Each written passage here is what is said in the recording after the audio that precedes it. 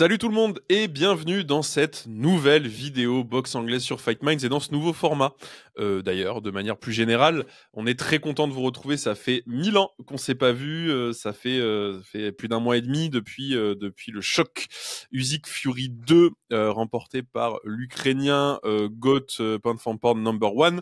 Et ça tombe bien parce qu'on va parler de plein de trucs aujourd'hui et de plein de Pound for Pound dans ce nouveau format. On reviendra sur les actualités, sur ce qui s'est passé, les événements, etc. du mois précédent. Donc là, on va vous parler de tout ce qui s'est passé pendant le mois de janvier et on va un peu déborder sur début février puisqu'on enregistre ça le 4 février. Donc on va déborder sur les dernières actus brûlantes qui sont tombées ces 2 derniers jours. Il y a beaucoup de choses à dire.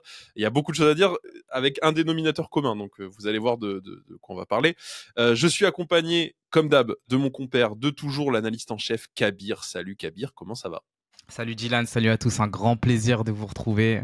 Vous nous avez manqué, on est content de vous proposer ce nouveau format et puis ouais, plein d'actu, plein de belles choses qui se sont passées pendant ce mois de janvier et plein de belles choses qui vont arriver, donc vivement la suite. Ouais, alors bon, parlons peu, parlons bien. Alors déjà, bon, le background est cramé derrière moi parce que mon volet est pété, voilà, désolé, et qu'il fait beau à Bordeaux, contrairement à chez vous certainement. Donc voilà. Je Donc ici il confirme. fait beau, donc je le montre, voilà. Je me la Moi, pète. dans la planète Non, Kaioshin, il fait beau aussi, hein. Il y a 5 oui, lunes. ouais, 6 lunes. oui, voilà, c'est ça, c'est pour ça qu'il fait beau aussi, ouais. Attends que Boo il débarque, tu vois, ça va faire beau longtemps. Ah, puis je suis au thème. Donc on va vous parler de plein de trucs. Alors déjà vous nous dites si ce nouveau format vous plaît, parce qu'on a réduit la voilure sur les vidéos. On fait plus une vidéo par week-end, par event et tout. Là l'idée c'est de parler uniquement des très gros événements parce que Fight Mind c'est avant tout une chaîne de MMA.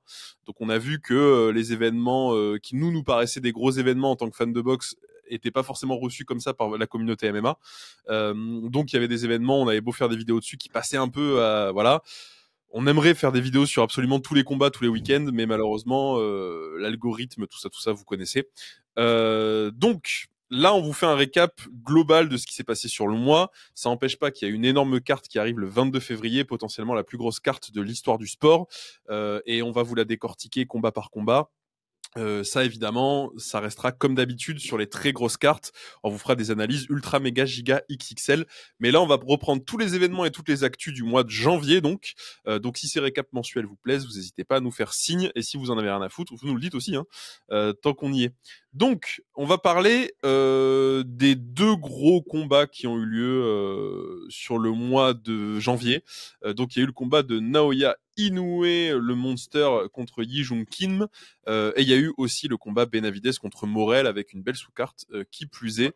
Donc on va commencer par le commencement. Naoya Inoue, vous le savez, qui était prévu pour affronter Goodman, qui aurait été un combat assez compétitif, toute proportion gardée, parce que Naoya est quand même au-dessus de tout le monde dans ses KT, mais qu'aurait été un combat intéressant à regarder du moins. Finalement, blessure de Goodman, Yi Jong Kim, le champion coréen qui step up et qui prend le fight en, je crois, 2 weeks notice, enfin bon Ouais. voilà. Donc évidemment, déficit de compétition terrible, KO au 4e round. Il n'y a pas grand-chose à dire, malheureusement, il n'y a pas beaucoup d'enseignements à tirer de ce combat, si ce n'est qu'Inoue est évidemment très au-dessus de la mêlée et encore plus au-dessus d'un mec qui est à un niveau asiatique national, quoi. Voilà. Ouais, c'est ça, c'était un combat qui n'était pas du tout compétitif. Petite anecdote assez marrante, il y a quelques semaines, j'ai eu l'honneur et le plaisir de pouvoir participer au podcast Au bord du ring, donc de Lucas et de Baba, à qui je fais un gros salut. Et justement, il avait totalement, on se devait faire balayer l'actualité aussi, sport de combat en général, et il avait totalement zappé qu'il y avait Inoue qui boxait, tout simplement. Pourquoi ? Parce que tu vois, sur BoxRec, t'as un système de Ouais, rating des combats.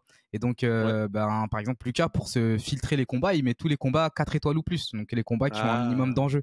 Et ce combat, c'est un combat qui est à 2 étoiles sur BoxRec. C'est-à-dire que, genre, même l'algo s'en fout. Tout le monde, enfin, c'est pas que s'en fout, mais on ouais, veut ouais. voir Inoue combattre, évidemment. Mais enfin, du coup, Oui, oui, ça il n'avait y a pas aucun sens. suspense, il y a pas Non. d'adversité. Et donc, on reste sur notre fin. Et c'est aussi pour ça que pour beaucoup, n'en déplaise à notre ami Alex Herbinet, c'est pas forcément le top 1 pound for pound, tout simplement parce que cet aspect adversité, cet aspect compétition au sein de cette catégorie, il y en a pas. On a 2-3 noms forcément dont on sait que ça pourra faire des étincelles. Moi, évidemment, je pense à Bam, évidemment, mais je sais que ça va pas se faire maintenant. Donc voilà, c'est toujours cool de voir Inoue combattre. Évidemment, il a fait le combat comme il sait faire, quoi. Il y a aucun commentaire à faire. Il lui a avec tout le respect que j'ai pour Lee Jun Kim, il lui a déclassé, il lui a roulé dessus pendant 3 reprises, et puis le Coréen a fait ce qu'il a pu, mais ça n'a pas pu, il a pas pu tenir. Donc voilà. Donc très beau combat, mais malheureusement on n'a pas grand chose à dire de plus du fait que c'est pas un combat très compétitif et c'est pas un combat avec énormément d'enjeux. La question qu'il faut se poser, c'est quelle est la suite pour Inoue, sachant que voilà, il défonce tout le monde dans 4 kilos au-dessus, 4 kilos en dessous. Donc bon, comment on fait? Prochain combat aux États-Unis d'ailleurs. Ouais. Normalement en septembre, de ce qui est annoncé. Le combat qui devait avoir lieu contre Nakatani, on avait un peu tablé octobre 2025. Tous les gens qui connaissent un peu le milieu, le fonctionnement de la boxe, que ce soit ici au Japon, etc. On avait tous un peu tablé octobre 2025. Finalement, ça a été annoncé que ce serait pas avant 2026. Nakatani veut faire d'autres combats, Inoue veut faire d'autres combats. Enfin, attention, alors ils sont encore jeunes tous les deux, mais attention à ce que ce soit pas trop tard à chaque fois, attention à pas être trop frileux en boxe, enfin vous commencez à connaître. Attention, parce qu'on l'a pas fait avec Fury Joshua, maintenant on l'aura probablement jamais, parce que dans les actualités du mois, il y a Fury qui a pris sa 28e retraite. Alors, à tous les gens d'ailleurs, j'en profite pour faire une micro-parenthèse, à tous les gens qui chient sur Fury parce qu'il prend ses retraites et tout, c'est pas nouveau dans le monde de la boxe. Je prends l'exemple le plus connu, Sugar Ray Leonard faisait ça en permanence, il a pris 4 retraites, tout le monde lui a chié dessus à l'époque parce que mais il évite Hagler, mais il évite Duran, mais il évite Hearns et tout. C'est un truc qui a toujours existé. Fury, c'est vrai qu'il a un personnage très énervant, mais c'est pas nouveau et il fout pas la honte à la boxe en faisant ça. C'est un truc qui a toujours existé. Même Mohamed Ali l'a fait à une époque. Enfin bon, bref, les plus grands l'ont tous fait. Voilà. C'est comme ça fait partie du sport. Il y a la retraite de Fury, donc on n'aura peut-être jamais le Fury Joshua, à moins que Turquie mette 200 millions sur la table et que Fury revienne. Enfin bref. Inoue, effectivement, trop fort pour sa catégorie. Je suis désolé de le dire, moi, je vais le dire, mais on s'emmerde. Il est trop fort. Il mérite largement son classement top 2 pound for pound. Mais on s'emmerde. Enfin, on s'emmerde. Il y a pas d'opposition depuis. Honnêtement, sa dernière vraie opposition. Alors Neri, Tapales, Fulton et tout, c'est fort. Je dis pas le contraire. Mais en fait, depuis Nonito Donner, Fulton, c'était peut-être un très gros combat en vrai. Ouais, je voulais embrayer aussi sur. On en parlera un peu plus tard, mais Fulton, c'est peut-être un très gros combat. Et mais même si il en roule dessus, moi je trouve qu'on s'emmerde pas. Ça dure pas longtemps, mais en fait, on reste sur notre fin. Je comprends quand tu dis ça, mais c'est parce qu'il est trop fort, tu vois. C'est pas une critique envers Inoue, c'est parce qu'il est trop fort en fait. Donc on s'emmerde et que il a pas le. En fait, vous voyez, par exemple, si un mec roule comme ça sur les poids lourds, je pense par exemple à Usyk qui roule moins quand même sur les poids lourds évidemment, mais qui domine la catégorie, qui surdomine la catégorie puisqu'il a battu les champions du monde. Enfin, il a battu les gens qui devaient battre. Le run poids lourd de Usyk n'a aucun sens. Mais comme c'est les poids lourds, tu te dis sur un coup, sur un contre, tout change. Et la carrière d'Usyk prend une direction différente et tout change et on lui prend son zéro et on prend ses ceintures et tout.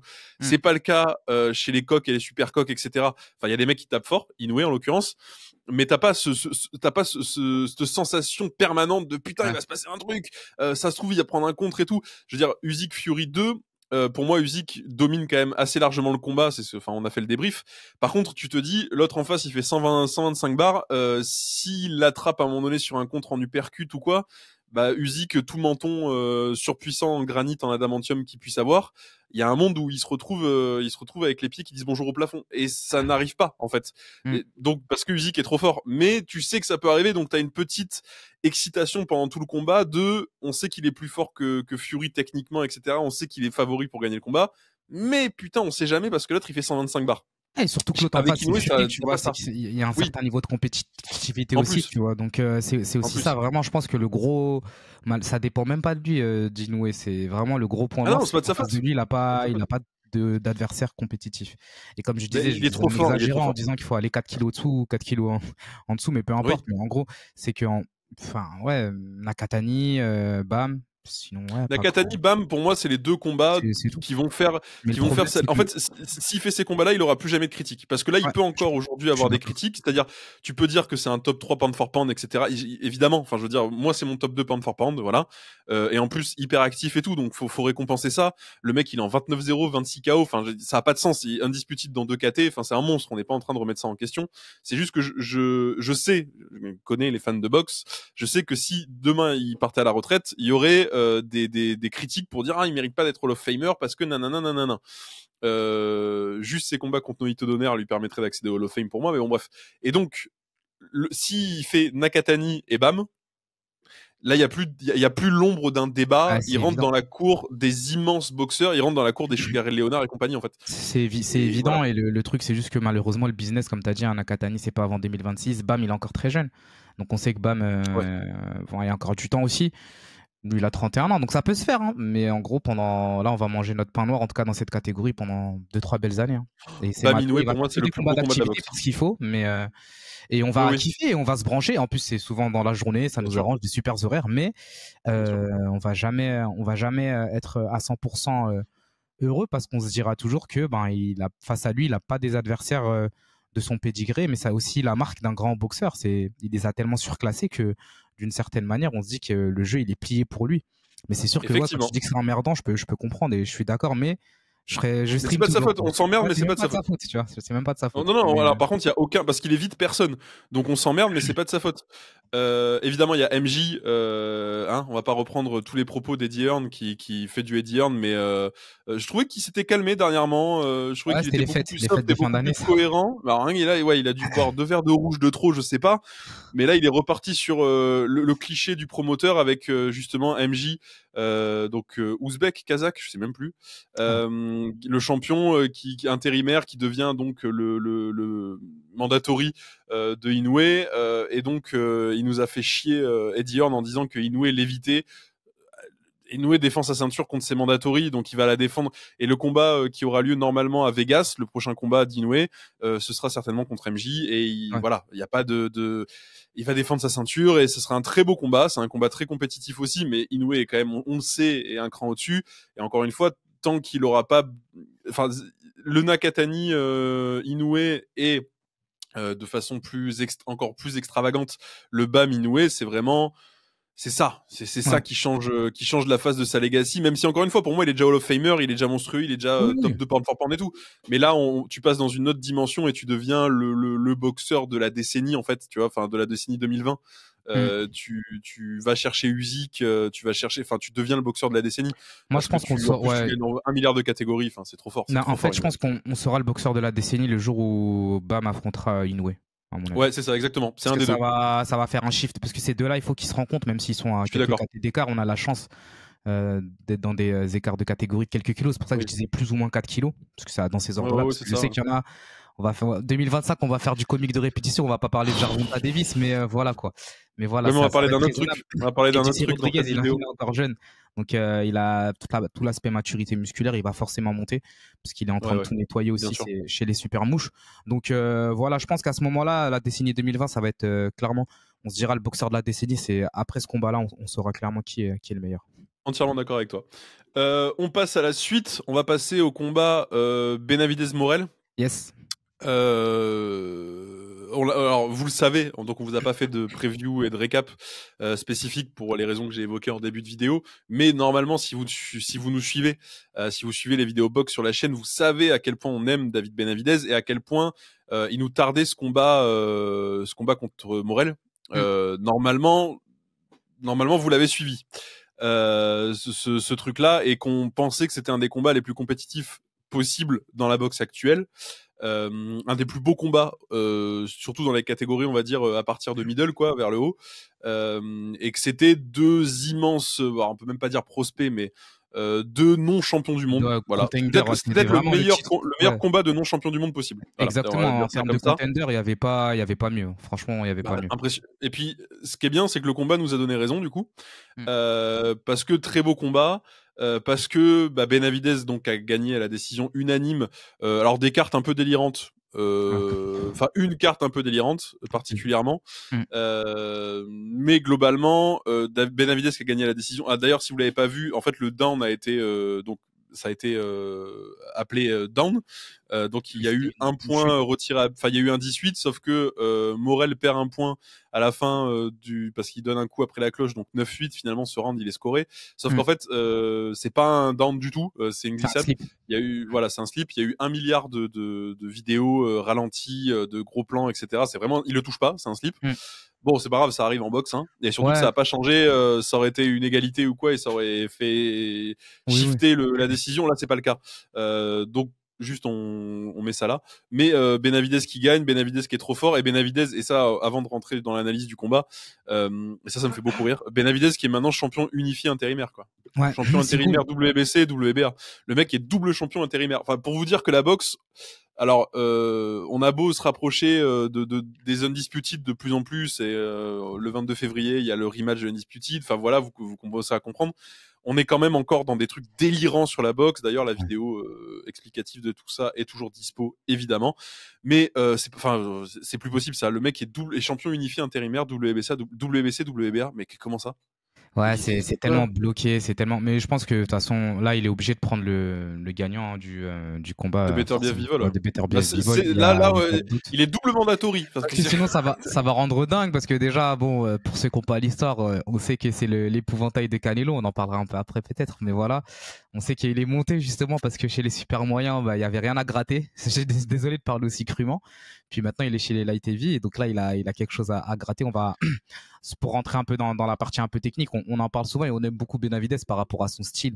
En fait, il est ultra à l'aise. Il a une manière de gérer le ring, une vitesse d'exécution pour son poids qui est quand même assez exceptionnelle. C'est vraiment une flèche. Vous pouvez le voir. Et je vous parle même pas qu'à l'entraînement, mais même dans les combinaisons, il est capable de aussi switcher, de bouger, de bien gérer toute la partie angle. La vitesse de main, c'est. Ouais, il a réussi à déborder Morel, qui a une excellente défense et qui a un super coup d'œil. Et donc c'est ça qui m'a fait vraiment adorer ce combat compétitif. Encore une fois, on va pas revenir sur la glissade, le slip. Forcément, bon, ça arrive, c'est une erreur d'arbitrage et ça arrive. Franchement, j'en tiens pas rigueur à l'arbitre, tu sais, avec les angles, etc. Y a pas dans ce contexte, c'est anecdotique en plus parce que ça reste anecdotique, parce que c'est pas une décision qui a fait pencher la balance. C'était juste une erreur d'arbitrage qui a fait qu'il y a eu un scoring un peu mystique. Mais bon, on n'y revient pas. Le combat, en tout cas, il a tenu ses promesses et ça nous donne envie de voir la suite. En plus, Morel, c'était pas un combat qui était sur le papier. Je vais pas dire 50-50 peut-être, mais c'était un combat qui était compétitif. Et Morel, il a fait le taf, mais Benavidez était au-dessus. Et donc maintenant, tout ce qu'on attend, c'est de le voir contre Bivol ou Beterbiev. On verra le 22 février. Donc Turki a dit qu'il voulait faire le fight. Hein. Il a dit qu'il voulait absolument que Benavidez prenne le vainqueur. Enfin, Benavidez va avoir sa chance parce qu'effectivement, chez les super moyens, il a été bloqué. Il était mandatory WBC chez les super moyens. Et bon, Canelo l'a évité complètement. Faut pas se mentir. Il n'y a pas d'autre mot. Et d'ailleurs, on va en parler de Canelo. Ouais, nos suspens. Et petite parenthèse aussi, on parlait un peu, on parlait de Fulton il y a quelques instants aussi. Fulton qui a combattu aussi, qui a fait un super combat. Et c'est dommage parce qu'on a retenu que son outfit qui était un peu spécial avec un short en jean et des Timberland, bref. Mais, extraordinaire, les Timberland de boxe extraordinaire. Hein. Moi, je valide à 1000%. Franchement, là, il nous a donné des idées en termes d'outfit. Forcément, les gens avaient un peu intérêt après sa défaite continuer, mais comme on l'a dit, Inoue, c'est un extraterrestre. Il est revenu avec un combat d'activité. Contre un adversaire somme toute assez sérieux, Carlos Castro, et puis là il a pris Figueroa pour la ceinture de la WBC, donc chez les plumes. Super combat, très compétitif, il a fait le taf et il a été assez dominant sur sa performance, et franchement c'était un plaisir de le revoir. La sous-carte était vraiment top, et puis voilà, c'est cool. Je voulais juste rendre Fulton, c'est un très bon boxeur. On a retenu son outfit. Tout le monde, j'ai vu des comptes qui n'ont rien à voir avec la boxe, des humoristes, tout le monde a parlé. Ils faisaient des vannes, donc je trouve ça dommage qu'on parle de lui uniquement pour ça. Donc je voulais aussi lui rendre honneur et rappeler que c'est déjà un excellent boxeur et qu'il a fait un super fight, qu'il est devenu champion du monde, faut pas l'oublier, et on lui souhaite le meilleur dans la catégorie des plumes. Je pense qu'il a un peu plus de place que chez les super bantams. Du coup, c'est juste pour préciser ce que j'ai dit tout à l'heure sur Inoue, c'est que effectivement Fulton c'est une vraie opposition et c'est un super boxeur, etc. Je dis pas le contraire. C'est juste que quand je dis on s'emmerde et quand je dis que c'est pas compétitif, encore une fois, c'est vraiment le fan de boxe en moi qui parle. Oui, bien sûr. Ça me fait chier de voir un mec comme ça rouler sur tout le monde et de pas le voir repoussé dans ses retranchements depuis Donner en fait, parce que le down qu'il prend, c'était contre Tapalette, je crois, je sais plus. Le down qu'il prend, enfin vous l'avez vu, il prend un down, premier down de sa, enfin tu sais pas d'où, oui, tu sais pas d'où ça vient, machin et tout. Mais c'est un combat comme le premier contre Donner, c'est ce genre de combat que je veux voir. Je veux le voir pousser dans ses retranchements. Voilà, on parlait d'Usyk tout à l'heure. Usyk, c'est pareil, je veux le voir pousser dans ses retranchements. Et les combats contre Fury, par exemple, bah, c'était vraiment cool pour ça. Le combat contre Brady, quand il était en cruiser, c'était hyper bon pour ça. Ça fait plaisir de voir des super boxeurs et les voir. Enfin, j'ai envie de voir Inoue faire ce qu'a fait Usyk dans Usyk Fury 1, par exemple, c'est-à-dire se faire dominer pendant 3 rounds et revenir et mettre KO un mec, tu vois. J'ai envie de voir ça parce que j'ai envie j'ai envie de vibrer, en fait, et c'est horrible parce que je vibre plus parce que le mec est trop fort, mais je vibre plus au même titre que quand Schumacher il gagnait 7 titres d'affilée, bah tu vibrais plus, t'en avais rien à foutre, tu regardais plus la Formule 1, au même titre que quand Lyon gagnait tout, ou Paris gagne tout, ou Toulouse gagne tout en rugby. Enfin voilà, c'est dans ce sens-là, et c'est pas dire que Inoue mérite pas ou qu'il est mauvais ou pas quoi. Pas du tout, bien sûr. Il a de l'opposé. Enfin, les mecs qui sont en face de lui sont bons. Des mecs, Fulton, c'est l'élite, mais c'est juste l'autre, il est tellement tellement galactique que ça en devient rageant. Moi, je comprends le point de vue. Je suis grave en phase avec toi. Et c'est dommage, mais voilà, c'est le jeu. Et puis, je pense que ça reste une frustration, mais on reste optimiste dans le sens où je me dis qu'il y a quand même, il y a Bam qui arrive, il y a Nakatani aussi. Oui. On va avoir des jolies choses, c'est sûr. Alors on passe à l'actu brûlante. Enfin, on a 3 actus pour vous. Il y en a une enfin il y en a 2 qui sont des bisous comme ça là, qui se parlent, mais il y en a une qui nous parle beaucoup à nous du moins. A été annoncé donc. Alors ça c'était il y a un moment, le Mbili Lele Sadjo en Title Eliminator IBF. Donc ça, alors. Je vais faire une petite parenthèse politique là-dessus parce qu'il y a des trucs à dire quand même. Mais donc Title Eliminator entre Lele Sadjo et Mbili. Donc nos 2 super moyens franco-camerounais / canadiens pour Christian. D'ailleurs tous les 2 nés à Yaoundé. Donc ça c'est à souligner, choc vraiment choc de frangin quoi. Et pour en avoir parlé avec Kevin Lele Sadjo en interview qui est dispo sur la chaîne, il voulait pas affronter Christian avant que ce soit pour une ceinture. Et Christian pareil avec Kevin, il voulait pas s'affronter avant que ce soit pour une ceinture. Donc ils sont un peu blasés. Je sais, même si c'est un énorme combat, ils sont un peu blasés. Les enchères, la façon dont ça fonctionne, c'est qu'en gros, s'il n'y a pas un accord simple et efficace entre les 2 parties, entre chaque promoteur de chaque partie, oui, alors on fait le combat à tel endroit pour tant. Il y a ce qu'on appelle des enchères qui sont mises en place, donc des enchères là qui ont été mises en place par l'IBF.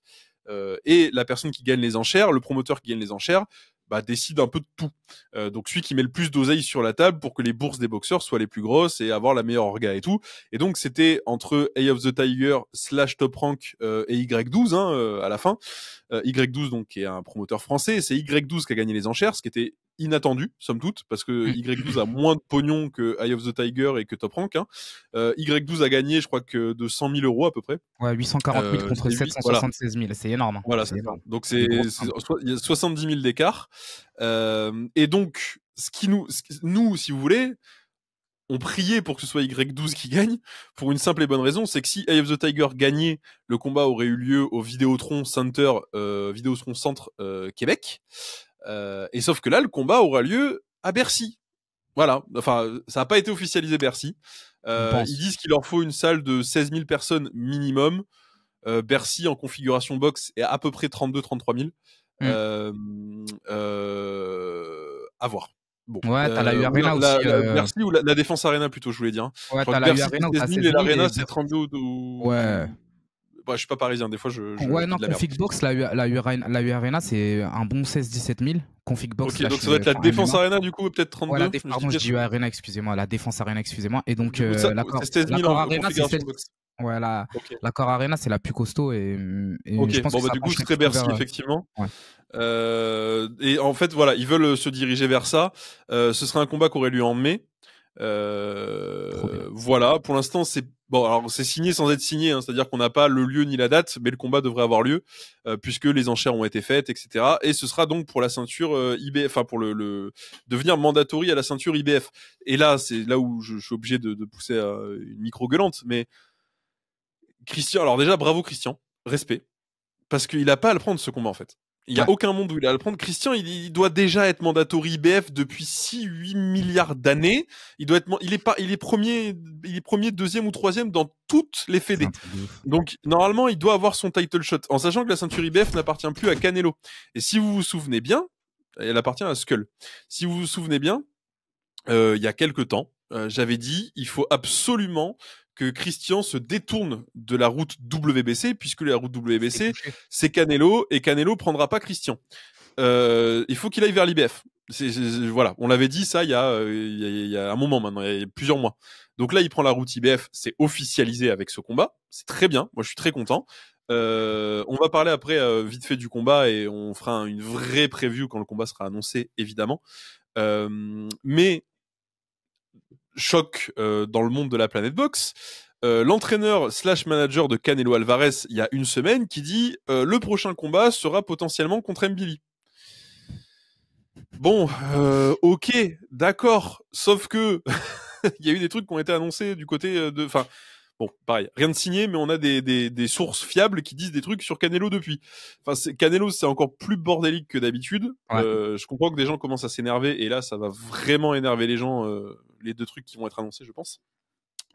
Mais donc, Mbili, les Sadjo, je vous fais juste un micro récap. Les Sadjo, 34 ans, 24 combats, 24 victoires, 21 KO. Christian Mbili, 28 combats, 28 victoires, 23 KO. Évidemment, olympiste 2016. 2016 2016. Ouais, Rio 2016. Donc la team solide, hein, la team avec Kyoka, Sofia Noumiya, Solé Sissoko, Estelle Mosley. Enfin bref, vous connaissez. C'était la grosse armada qui était sortie. Donc combat de fou, combat franco-français, camerouno-camerounais, combat extraordinaire. Combat de cogneurs, ils ont tous les deux le même style, hein. Ils ont, enfin, toute proportion gardée, mais c'est deux rouleaux compresseurs absolus. Physique impressionnant, et il s'arrête pas du premier au dernier gong, le même rythme, donc ça va être dur. Hein. Voilà, on fait pas de prono, c'est trop tôt. On fait pas de preview, c'est trop tôt.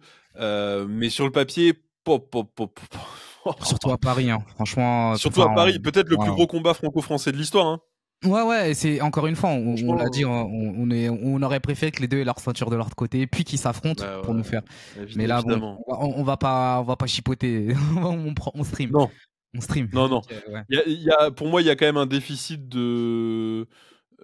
d'adversité et d'expérience chez les Sadjo, mais évidemment, bien qu'il ait plus de combats, il a fait plus de combats d'activité, enfin pas d'activité, mais en tout cas, il a pris plus de temps à monter dans les classements, alors que finalement Mbili, il a vraiment pris du très sérieux assez rapidement. Et bon, bah après les Sadjo, puis il est olympien, il est olympien, Dereviachenko, etc. Enfin, il y a quand même des. Voilà, tu vois, ça se rééquilibre, on va dire l'un dans l'autre, effectivement. Oui, mais c'est surtout les deux styles qui sont un peu similaires, et du coup, ça nous annonce un combat méga giga explosif, donc on attend ça avec une immense impatience, honnêtement. Potentiellement, faudrait d'ailleurs qu'on se pose là-dessus, mais potentiellement le plus gros combat franco-français de tous les temps. Faudrait qu'on s'assoie 2 secondes pour vraiment fouiller un peu nos archives, mais globalement, en termes d'enjeux, en termes deux invaincus, dans la même caté, là il y en a pas un qui monte ou un qui descend, enfin. Deux hyper bien classés dans toutes les fédés qui combattent pour un titre enfin pas un titre intérimaire, pour un mandatory. C'est quand même c'est du très lourd. Donc là comme ça, on est quand même mais on est dans une belle ère de la boxe française, et ce combat il arrive un combat trop tôt. Mais je suis d'accord. Voilà, c'est pas grave. Il fallait qu'il arrive, il arrive maintenant. C'est très étrange pour l'IBF d'ordonner ce combat maintenant plutôt que d'attendre qu'il y ait une ceinture en jeu, pour plein de raisons. C'est trop bizarre. Parce que tu le fais à Paris avec une ceinture en jeu, tu remplis encore plus facilement Bercy.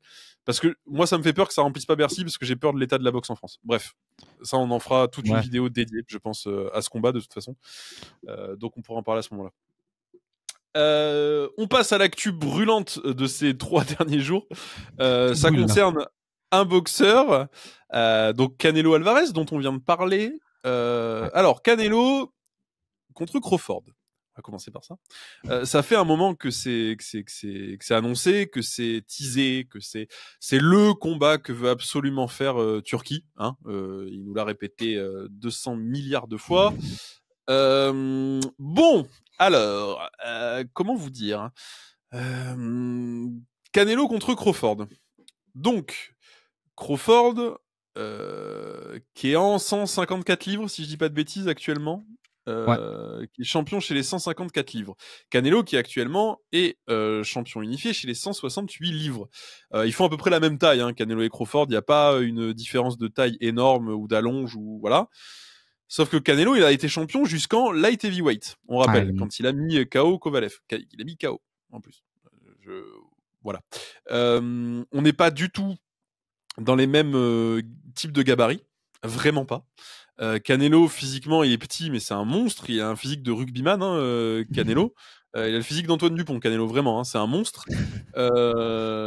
Et Crawford, en plus, j'ai eu la chance et l'honneur de le croiser et d'être vraiment... voilà, de lui dire bonjour, enfin d'être physiquement présent avec lui. C'est vraiment un petit gabarit. C'est même hors combat. Là, il était vraiment complètement hors combat puisqu'il n'avait pas de combat d'annoncé et ça faisait 3 mois qu'il n'avait pas combattu. Je l'ai croisé à Londres. Normal, c'est même un petit humain en vrai, tu vois. Après bon, c'était bon, il y avait plein c'était dans les coulisses de la pesée de Joshua Dubois. Il y avait tous les poids lourds, il y avait tout le monde, donc effectivement il y avait peut-être un truc de perspective. Et moi je suis plutôt un grand gabarit en plus, mais il est vraiment, enfin c'est un petit gabarit Crawford. Et même hors combat, parce qu'il y a plein de gens qui disent oui mais il pèse 154 parce qu'il cut et tout. Même hors prépa, c'est un petit gabarit vraiment. Alors que Canelo, c'est une belle bête, hein, vraiment. Donc avec Khabib, on se moquait un peu de ça. On s'en est moqué quand même de ce combat. On trouvait que c'était un peu débile. Bon, alors le combat apparemment c'est fait. Apparemment c'est signé pour septembre. Voilà. Alors c'est un méga fight. Personne ne dit le contraire. Et d'ailleurs, quand on avait eu les débats sur la suite de la carrière de Canelo et sur les suites de la carrière de Crawford, on avait dit que Crawford prendrait le combat contre Canelo, qu'il pousserait à 1 milliard de % pour prendre le combat contre Canelo, parce que dans ce sens-là, si Crawford bat Canelo, je ne sais pas si vous vous rendez compte de l'exploit que c'est et à quel point Crawford devient le boxeur générationnel puissance 1 milliard, toutes catégories confondues, à quel point le top pound for pound, il explose et il devient dans le top pound for pound de l'histoire de la boxe. Voilà, donc Crawford, et en plus le pognon monstrueux, s'il perd, il finit richissime, s'il gagne, il finit richissime, en ayant peut-être la plus grande legacy de ces 20 dernières années. Donc, même s'il perd, hein, d'ailleurs. Hein, même s'il perd, s'il fait un bon combat, voilà. Y a pas de raison. C'est évidemment que s'il prend un KO au premier round, ce qui nous étonnerait quand même, hein, on va pas, voilà, parce que ça reste Terence Crawford. Mais Crawford, on avait dit, il va se diriger vers ça plutôt que vers le combat contre Boots, plutôt que ces combats bourbiers, il va aller vers Canelo, parce que quitte à tout risquer, au moins autant prendre du fric et potentiellement éclater la legacy. On vous l'avait dit ça à l'époque, hein, on vous l'avait dit juste après le combat, je crois, juste après le dernier combat de Crawford, donc c'était contre Madrimov. Ouais, voilà. En fait, on avait eu quelques réserves parce qu'on s'était dit Madrimov, il est dur, il a dominé, mais en fait, on parlait vraiment de l'aspect physique. En montant chez les super welter, il galérerait, et donc c'est ça la grosse difficulté, c'est que Canelo, déjà, c'est un boxeur générationnel, c'est le genre de boxeur qu'on a tous les 10 ans, même si là, il est plus tout jeune. Mais là, ça reste un sport. Et ça reste un sport physique où les mecs, ils sont vraiment Canelo, c'est un Mexicain, il a bien avancé tête baissée en plus. Donc les clinches, Canelo, il a un menton. Enfin, je vous invite à aller voir les combats contre Triple G, hein, même si même si Triple G s'est fait voler. Hein, mais je vous invite quand même à aller voir les combats. Il prend quelques gauches et quelques droites. Canelo, un humain normal se fait arracher la tête. L'autre, il est encore debout et lui dit viens quoi. Et vice versa, hein, parce que Triple G monstrueux aussi. Mais Canelo, en fait, effectivement, ces derniers temps, il nous a beaucoup énervé. Je pense beaucoup d'observateurs de la boxe, beaucoup d'amateurs de boxe, parce que il fait du cherry picking. Mais moi, c'est ce que je vous répète en boucle sur Canelo. Il a mérité le droit de faire du cherry picking. Ouais. C'est comme Saenchai en Muay Thai, tu vois. Ouais, voilà, mais c'est exactement ça. Le mec, il a fini le jeu. Ça veut dire, nous, on aime bien le regarder combattre. Bon, il prend n'importe qui. Son run undisputed, il est phénoménal. Et puis, même encore aujourd'hui, énorme activité. Moi, j'ai beaucoup de respect et d'admiration pour Canelo. Je pense que là où il en arrive dans sa carrière, il a le droit de faire du cherry picking, juste de prendre du fric. Voilà, c'est mon avis. Mais c'est très énervant. Ceci étant dit, comme combat de préparation, en mai, voilà. Pardon. T'as vu la transition, hein. T'es chaud. Apparemment, Canelo contre Jake Paul. Voilà la préparation. Et là, tout ce que je viens de vous dire tombe à l'eau. Évidemment, parce que du coup, là, je suis très énervé. Par contre, Parce que je veux bien faire du cherry picking, mais il faut pas non plus se foutre de la gueule du monde. Comment ça, Canelo contre Jake Paul? Et alors, source extrêmement fiable qui relaie ça. Donc on est quasiment sûr en fait que c'est. Alors apparemment c'est pas signé, mais apparemment on est très proche d'une signature. Combat d'activité Canelo contre Jake Paul en mars. J'ai trop de trucs à dire. J'ai trop. Ça fait mal à la tête. En mai, pardon. Bon, pas en mars. J'ai trop de trucs à dire. J'ai trop de trucs à dire. Non, j'ai trop de trucs à dire. Que Tyson s'abaisse à ça, déjà, ça nous a tous choqués, mais Tyson, il a 1000 ans. Il a pas combattu, même à la fin de sa carrière, quand il combattait encore, il était plus. Enfin voilà, Tyson, il a eu un prime de 3 ans, enfin voilà, tranquille. Donc pourquoi pas c'est du fric, on sait que c'est un fric show et tout. Là, on parle du champion du monde unifié des super moyens. Ouais, c'est ça qui est d'un ridicule en fait. C'est du bon. Nous, on a notre avis sur ces combats un peu d'exhibition. On sait que c'est pour les sous-sous. Mais Canelo, il a pas besoin de ça. En fait, je vois même pas ce qu'il a à gagner dans toute cette histoire. Mais moi non plus. C'est pas une question d'argent. Évidemment que c'est pas une question de legacy. C'est pas une question de popularité. Il va prendre plus de fric contre Crawford que contre Jake Paul, j'espère quand même. Ah, pas sûr, hein. Ouais, mais même s'il prend pas plus, c'est pas sûr du tout. Même s'il prend pas plus. Ouais, non, c'est même pas sûr. Ça, c'est pas sûr. C'est pas sûr. Même s'il prend pas plus, Canelo Paul, tu le mets sur Netflix ou je sais pas quoi, comme ils l'ont fait la dernière fois. Et tu crées un narratif et on parle de mai, il y a le Cinco de Mayo, je te rappelle, tu vois. Ah oui, non, mais apparemment ce serait pour le Cinco de Mayo. Tu vois, alors que donc voilà, il y a plein de paramètres qui pourraient faire en sorte que. J'ai envie de chialer. Ça me. Je suis content s'ils me mettent quoi, s'ils me mettent sur Asmungia le même soir. Ah oui, effectivement. Ça, ce serait bien. Alors, j'avoue. Là, je le pardonne Canelo. Je dis bon. J'avoue que ce serait. Ah ouais, j'avoue, je prends.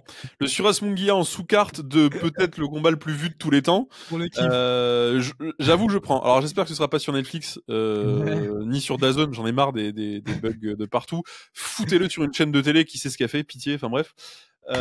Mais j'avoue que, en fait, ce qui me gonfle. Enfin, ça me gonfle sur tellement de niveaux. Déjà, dans quel KT? Parce que Jake Paul, on rappelle, il est en lourd maintenant. Donc, dans quel KT? Il a réussi à descendre aussi. Non, bah non, il est plein de stéroïdes, donc il a pas réussi à descendre aussi bas, non? Rester en light heavyweight, je pense. Ça, c'est clair. Canelo, il montrait jusqu'où? En sachant que si Canelo, il a un combat en 168 contre Crawford en septembre, son intérêt, c'est pas non plus de monter trop haut, pour pas avoir non plus trop à perdre sur le camp contre Crawford, qui est un vrai combat, pour le coup. Ouais. Donc, il vaut mieux arriver prêt. Qu'est-ce qu'on en fait de ce combat? Comment ça? Enfin, un combat d'activité, un combat de préparation. Voilà, c'est comme ça que pour l'instant c'est vendu, un combat de préparation au combat contre Crawford. Bah ça tombe bien parce que Crawford et Jake Paul c'est les mêmes physiques, exactement. Voilà, c'est la même qualité de boxe, exactement, évidemment. Comment ça? C'est la pire préparation que tu puisses faire. Du coup, moi je veux bien combattre contre Canelo pour le préparer contre Crawford. Du coup, je vais prendre un chèque. Faut aller chercher plus loin. C'est pas un vrai boxeur, quoi, tu vois. Mais tu te détruis. Là, pour le coup, c'est-à-dire qu'on a même pas de considération technique, physique ou je ne sais quoi. C'est un influenceur. Avec tout le respect que j'ai, parce qu'il a vraiment fait, il s'entraîne dur. Il a une préparation de professionnel. On peut pas dire le contraire. Oui. Il s'entraîne chez Kronk et tout. Attention. Il est chez Kronk. Il a fait le taf d'un pro, mais tu peux même pas appeler ces deux personnes-là. Il y a un boxeur et voilà, ça me fait mal de dire que. Mais en plus, il y a un boxeur élite générationnel et il y a un influenceur qui met des gants. Qui progresse effectivement, parce qu'il a tout changé, parce que maintenant il s'entraîne avec Fort Chambers et tout, donc on peut pas manquer de respect à ça ou au travail et tout. Mais bon, Canelo, enfin je veux dire, là on parle quand même, enfin c'est en plus, et c'est là où je pense que tout le délire prend vie, c'est que Canelo, il est plus dans son prime, il est sur la pente descendante, mais il est encore actif, il est encore champion du monde unifié. Il s'est fait retirer sa ceinture IBF, mais il y a encore 6 mois, il était champion du monde indisputé, des super moyens, sur un run légendaire, honnêtement. Et là, il va affronter le top 3 pound for pound en septembre, normalement. Donc, en fait, il est sur la fin de sa carrière.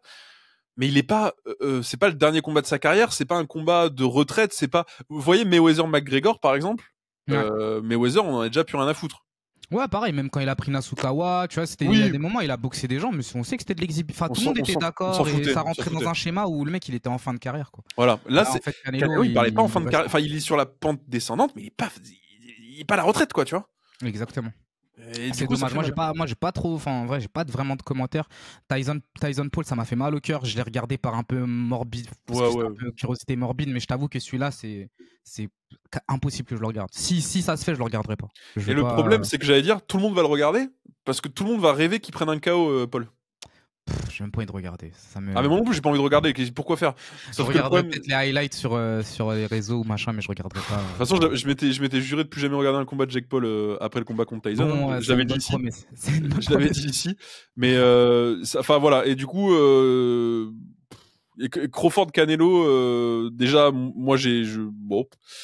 Crawford, bravo. Enfin, vraiment, c'est ce qu'il fallait faire et Ouais. c'est ce qu'on pensait qu'il allait faire, donc on n'est pas surpris. Canelo, je suis pas sûr de comprendre. Enfin, si, je comprends. C'est un méga fight, c'est tout ce que tu veux et tout, mais bon. Euh, Enfin, c'est difficile de continuer avec le narratif de. Ben non, il évite pas Benavidez, tu vois, par exemple. Ah non, mais oui. Là, Ou il évite pas Mbili, ou il évite pas. Bon, j'allais dire Pacheco et Skull, mais après, bon. honnêtement, ça c'est parce que nous on est dans le feu de l'action, on a la tête dans le guidon. Je suis sûr et certain que dans 10 ans, on aura oublié de ces histoires d'éviter, pas éviter. Ouais, c'est possible. Je pense, hein, malheureusement, quand je dis on, je parle vraiment en général. Oui, Je le pense que public, ouais. ceux qui sont fans, malheureusement, de tout ça, on retiendra que des tableaux box-reg, des Ila Mikao. On oubliera Ouais. l'enjeu des combats. C'est ultra malheureux, c'est ultra triste, mais c'est toute l'ingratitude de ce sport, hein, que ce soit à l'échelle amateur ou pro. On retient finalement que les chiffres, que le mec qui a gardé son zéro. On considère que celui qui a gardé son zéro, c'était le meilleur. On Oui. voit qu'il a battu un tel. On oublie qu'en fait, à ce moment-là, il avait pris en fin de carrière, tout ça. Donc, malheureusement, tout ce qu'on peut faire, c'est espérer qu'on a un combat compétitif, un beau combat qui se déroule dans les meilleures conditions possibles. Franchement, Canelo Paul, je sors de ma tête, mais je pense à Canelo Crawford. Si ça se fait, ça a l'air d'être dans de bons rails. Bon, bah, on kiffe, quoi. On essaye de kiffer. Ça va être un peu space, je pense, autant niveau arrangement par rapport au poids, par rapport à la prépa de Canelo, notamment avec son combat d'activité. Mais c'est un combat qu'on va voir, hein, forcément. C'est pas un combat et c'est un combat qu'on veut voir parce que je pense que ça reste quand même Oui. très très belle compétition. Il n'y a pas de doute sur ça, vraiment. Ah non, mais c'est un des plus gros fights possibles dans la boxe. Hmm. Mais encore une fois, c'est un des plus gros fights possibles dans la boxe au même titre que Gervonta contre Inoue. Pour moi, Ah, on est pas loin du... Après, j'enterre pas Crawford, hein, c'est pas ce que je suis en train de faire, hein, attention. Parce que il y a 14 livres d'écart et je pense que hors combat il y a plus, on est plus à 20-25. Donc je suis pas en train d'enterrer Crawford, c'est juste que je suis obligé de dire bah il a déjà de la compétition dans sa catégorie, ouais. qu'il évite Canelo. Et je suis un gros défenseur de Canelo, vous le savez. Et je suis un gros fan de Crawford. Moi déjà les Switch Eaters voilà. Mais je suis un gros fan des deux en fait. Donc c'est un combat que j'ai envie de voir et en même temps c'est un combat je me dis putain il y a quand même mieux à faire. Mais bon, À voir. après avoir le combat et quand le combat sera annoncé officiellement et quand voilà, on vous fera une preview méga giga XXL parce que c'est un des plus gros fights. Enfin là, on rentre dans l'ère des méga fights de la boxe, de l'histoire de la boxe. Je veux dire, là, on n'est pas juste sur c'est le plus gros fight de l'année ou quoi. Là, on commence à parler de méga fights historiques de la boxe. Donc, on est sur autre chose. Donc, on en parlera évidemment. Mais voilà, j'ai des réserves pour l'instant, comme on en a en Je fait comprends. depuis qu'on est arrivé sur la chaîne. Nous, hein, on a toujours eu des réserves sur ce fight. On dit pas que c'est un fight qui doit pas se faire. On a toujours émis des réserves. On essaye d'être Ouais. assez mesuré et de pas sauter à pieds joints ou dans la critique ou dans le ah ouais trop bien ou dans Ouais. l'excitation. Bon, Paul Canelo, on a un avis voilà. Je n'en parle pas, moi. Ouais, voilà, on a un avis très bon. Boycott. Là, au moins, c'est l'avis est tranché et dirigé. Ouais. C'est une catastrophe. Et ça, pour le coup, c'est une catastrophe pour la boxe. Moi, j'en démords pas. Mm. C'est ridicule. Honnêtement, autant Tyson Paul, c'est un freak show, tout le monde le sait. Les fans de boxe, les pas fans de boxe, tout le monde s'en fout. Autant Canelo Paul, c'est un champion du monde unifié, actif, qui combat contre un influenceur qui a rien fait dans sa vie. Le meilleur combattant qu'il ait boxé, c'est Tommy Fury. Et il a perdu. Et il est parce que Tommy Fury, on nous l'avait vendu comme ah enfin il affronte un vrai boxeur de sa catégorie. Tommy Fury, on rappelle, c'est un candidat de télé-réalité. Ah, non, mais... C'est pas un boxeur. C'est important d'ailleurs. Je crois même, je sais même pas s'il a boxé depuis ou peut-être Non, je ne saurais pas te dire. peut-être l'autre KSI là. Enfin bref. Il boxe que sur son nom, quoi, tu vois. Donc voilà, c'est une catastrophe. Tommy Fury, c'est un candidat de télé-réalité. Hein. Il a participé à l'équivalent des Anges en Angleterre. Il est connu en Angleterre comme le frère de Tyson Fury slash candidat de télé-réalité. Sa meuf est hyper connue, il l'a rencontré sur l'émission de télé-réalité dans Les Anges, et ils partagent leur vie sur Snap et sur Instagram. Enfin, c'est un influenceur, c'est un candidat de télé-réalité, Tommy Fury. Il a plus grandi dans la boxe que Jake Paul, mais ça n'empêche pas que c'est un influenceur, et voilà. Donc, et je l'ai vu combattre en vrai en plus, Tommy Fury à Wembley en avril 2022. Bah oui, c'est vraiment une catastrophe. J'en démords pas. Donc voilà, et ça fait du mal à la boxe. Voilà, d'affronter un influenceur qui n'a jamais rien fait, jamais rien prouvé. Alors ce sera certainement pas en 168, donc ce sera pas pour les ceintures de Canelo, heureusement, parce qu'il faudrait qu'il soit classé. Vous savez, il faut être dans le classement de chaque fédé pour avoir le droit de prétendre à un combat pour le titre. Donc ce sera pas le cas, mais la WBC par exemple serait capable de faire une dinguerie tellement ils sont avides de pognon ceux-là. Ouais. Donc on n'est pas à l'abri d'un truc improbable. Mais c'est un scandale pour la boxe et ça va faire beaucoup de mal à la boxe, ça j'en démords pas. Lele Sadjo, Mbili, on stream évidemment tous les jours. Il nous tarde. Grosse impatience à Paris. J'espère. On y sera, on espère. Hein. On y sera, évidemment qu'on y sera. On sera en bord de ring. J'espère, je prie pour vraiment un sold out dans une arène de fou, une ambiance de malade, des chants, des cris, ambiance de foot, vraiment un truc extraordinaire. Des drapeaux, des bordels, des drapeaux du Cameroun, de la France partout là, de l'ambiance, putain, de l'effervescence, vraiment une atmosphère électrique entre deux combattants qu'on n'a pas envie de voir perdre. Ça aussi c'est chiant, mais ça arrive des fois dans la boxe. C'est le jeu, hein. On a envie de voir perdre personne et on a envie de voir gagner les deux. C'est deux chouchous évidemment du public français, mais énorme combat, il nous tarde. Très impatient là-dessus et on vous fera une preview XXL avec une vraie analyse technique de dingue que Kapir vous préparera aux petits oignons évidemment comme d'hab. Et on revient très très vite. Là, on va un peu plus enchaîner les vidéos parce qu'il y a la carte du 22 février de Last Crescendo avec le rematch Beterbiev Bivol en tête d'affiche. Mais surtout pas que, parce qu'il y a un petit Parker Dubois en Comain, il y a un petit Shakur Stevenson qui revient, il y a un petit Jean Cabayel aussi qui se dessine. Je pense à l'image, il y a un mème avec un mec, un papa qui a 3 assiettes et il est débordé, il mange, il est calé. Bah, je le vois comme ça. Alors franchement, j'ai cette image-là. On mange trop bien le 22. On mange trop bien. J'avoue qu'on est sur peut-être la plus grosse carte de l'histoire. Ah non, ils t'ont tout mis. Ils t'ont mis des légers, les meilleurs légers. Ils t'ont mis du super welter. Et puis vraiment sur tous les levels quoi. Enfin, ouais, il me tarde. Franchement, là pour le coup, je suis comme un fou. Il me tarde vraiment. Je sais que j'ai oublié quelqu'un. Ah oui, il y a Hamza Shiraz qui revient. Voilà. Ouais, alors c'est leur chouchou. Ortiz contre Madrimov, Bouassi contre Callum Smith. Très bien aussi. Hein. La carte elle s'ouvre avec Jean contre Kabayel. C'est un truc de ouf. Rien que ça. C'est le fight le moins important de la soirée. C'est un truc de ouf. Voilà. Non. Et en parlant de poids lourd, un autre chouchou, il y a Martin Bacolé. Bah, après, là, c'est encore actu très très chaud à prendre avec des pincettes, mais apparemment un Bacolé Joshua, et ça serait sympatoche, ça, je vous avoue. Apparemment, Bacolé Joshua en Afrique. Et il y a Bacolé effet à Jacques-Ba aussi qui serait pour parler. Et apparemment Bacolé Joshua en Afrique. Voilà. Ah, ça, en tout cas, on stream aussi, évidemment, c'est notre chouchou. Et puis, merci d'organiser enfin un gros combat en Afrique, pitié. Ouais.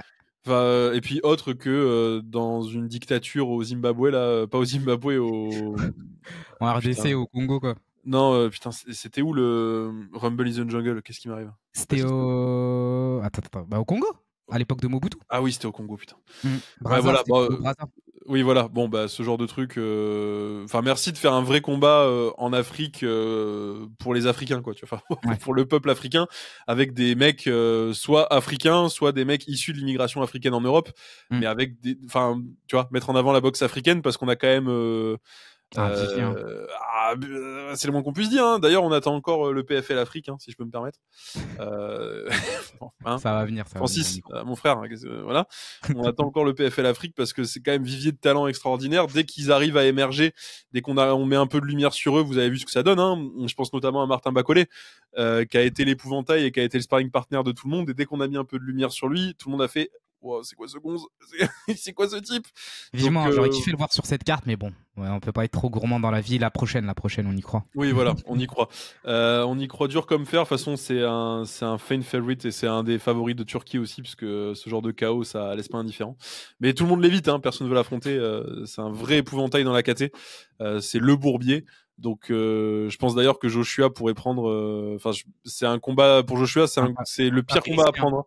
Revenir de KO pour prendre peut-être le plus gros cogneur de la KT, je suis pas sûr que ce soit la meilleure idée, mais bon bref.